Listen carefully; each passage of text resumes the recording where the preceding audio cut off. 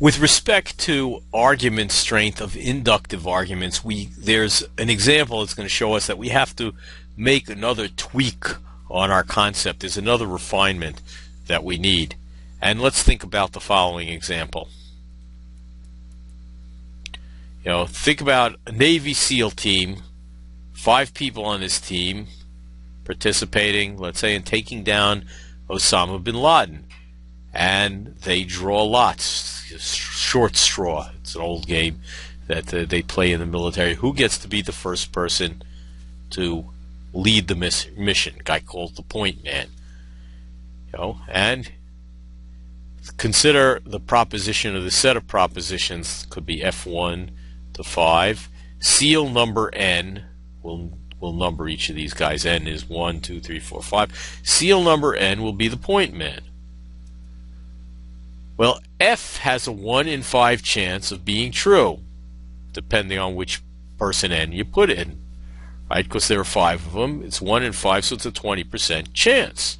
So it means whichever F you're talking about, whichever number you have there, it's reasonable to disbelieve F. That is, it's reasonable to believe F is false. But then if it's reasonable to believe that F is false, consider the proposition P, SEAL number N, and we can go through 1 through 5 the same way, will not be the point man. Well, it's reasonable to believe that P is true. But you're going to see that puts us kind of in a funny position. Notice we have proposition 1, SEAL number 1 will not be the point man. And this is an argument that we're going to see. It's called the lottery paradox. The reason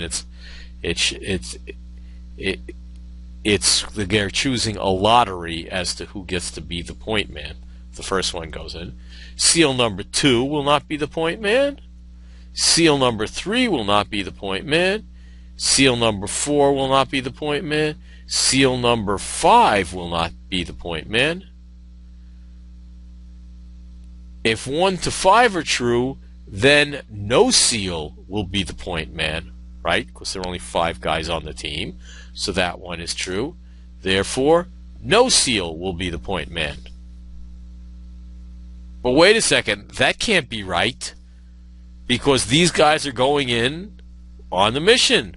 One of them is going to be the first guy in, and I know somebody's thinking that, well, maybe 2 can go in at the same time.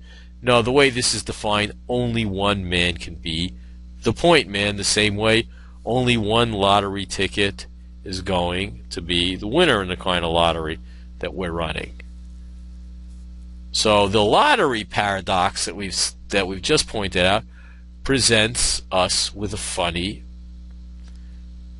in a funny position. Notice each of those propositions, 1 to 5, in and of itself is reasonable for us to believe. But the conjunction of all 5, because of this argument and the fact that it seems to be bad, is not reasonable for us to believe. That is, P, SEAL number N, will not be the point man. Each of the premises 1 to 5 by itself is reasonable, but the conjunction of 1 to 5 is not reasonable. Because why? Because somebody wins the lottery. There are only 5 SEALs. One of them is going to be selected to go in first. So that suggests that we need to clarify our concepts. Minor clarify. That is, a good argument has 2 characteristics: well-formed, and it's reasonable for you to believe the conjunction of all the premises, which is different than saying that all of the premises are reasonable. Not only is each individually reasonable, but if you put them all together,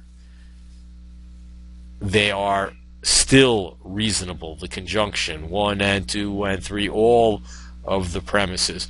And this, if we clarify the concept in this way about strong argument, an argument is strong for a person if and only if it's well formed and the conjunction of all its premises are reasonable. Notice I said it's a slight difference, but it is an important difference.